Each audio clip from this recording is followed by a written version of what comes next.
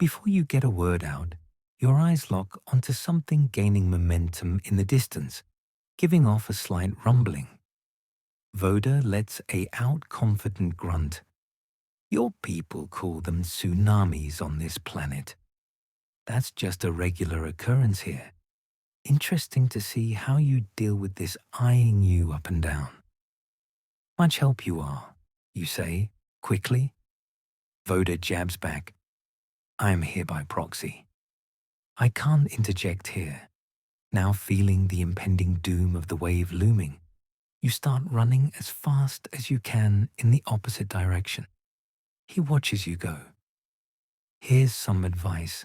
There is no outrunning this one man, he thunders, because the rumbling has increased in decibels. The green water around your feet now steadily rises incrementally to your ankle, knees, and so on, till you're up to your waist in water, making it almost impossible to move at any speed. Seeing a thick, unknown flora with a wide face brushing your side. Noting its buoyancy, you claw at it, gaining a stronger grip on it, then crawl on top of it. Pushing up, standing on it, slowly gaining balance, and footing the water now increasing pace.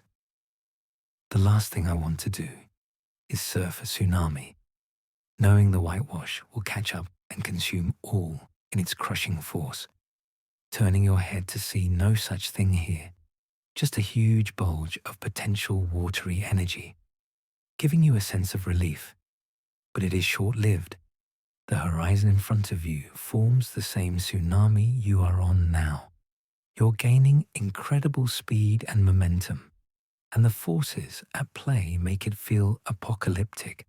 But the sense of dread isn't as strong as the first dream. Overthinking or changing the situation I'm currently in might end up bringing more bad than good. Large columns form from the seemingly flat surface, one breached past at high speed, by me cutting through the watery green liquid, creating a pull of force and almost knocking me off my log-like board. I adjust and become shocked at how many new pillars spit forth from the ground. Lowering my weight, I begin weaving back and forth, barely missing a few as they pass by now with a slashing blade's force and sound like cutting straws. Unlike a cut, though, the tsunamis refilled their lost liquid in a flash and toppled a few on their path, noting that some were eroded through other sets of pervious waves. Hoping the wave in front of you only has one in its set, your next goal is to get as high as you can on the tsunami you are currently on. Noting the pillars don't reach the top of the wave, you make your way back there. As you reach the apex of the tsunami, they are both perfectly symmetrical in size. Impact is impending.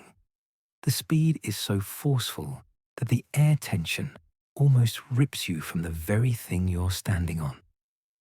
An air-deafening slap occurs. A loud ringing in your ears is the least of your current problems.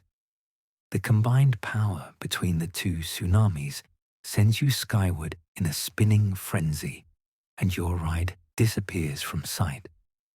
You're afraid to open your eyes, but hesitantly, you flicker them open, peeking up and see the glass-inverted ocean. The very same space you have dived into back near your house at the bus stop. Now, you re-enter the water mirrorscape, feeling the same primordial pull you felt the first time you entered here. Swimming back to the same crack in the mirrorscape where the house is located with ease and without a struggle. Surfacing and sit up again. Voda is there, sitting in the living room on a couch, the clock that enshrouded the blue creature neatly folded and placed next to the alien.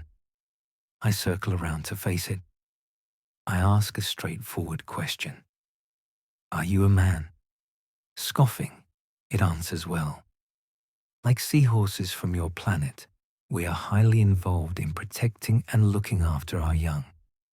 But unlike the mentioned creatures, we fluctuate between organs depending on the temperature of the waters we inhabit. I would be male for you humans on your planet due to the factors I have mentioned, not being as straightforward as you think the question is.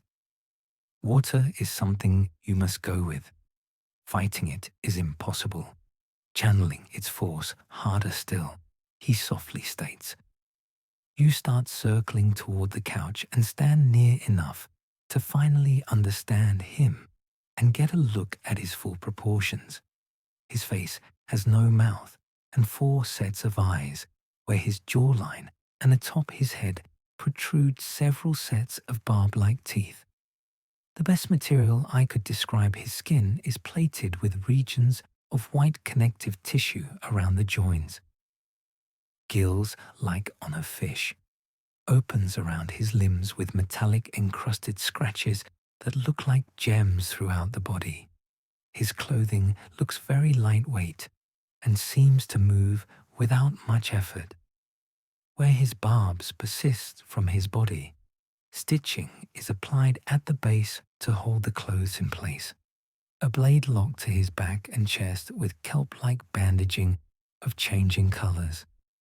All expressions are through the tone of his voice. You can't gather reasoning from facial cues.